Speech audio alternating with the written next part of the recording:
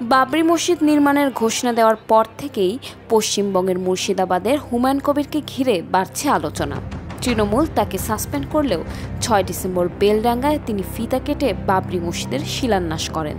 সেই অনুষ্ঠানে রাখা হয় ১১টি বড় দান বাক্স, যেখানে কয়েকদিন ধরেই আসছে বিপুল দান।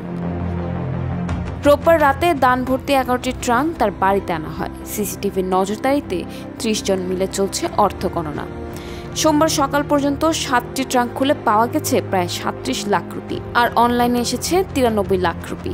মোট দান এখন ১,১০,০০,০০০ রুপি ছাড়িয়েছে। ব্যাংক ট্রান্সফার এখনও অব্যাহত বলে জানিয়েছেন হুমায়ুন।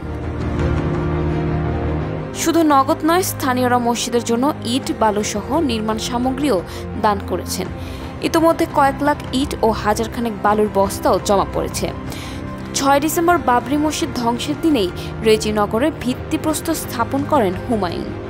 তার দাবি, মসজিদ নির্মাণে লাগবে প্রায় ৩০০ কোটি রুপি।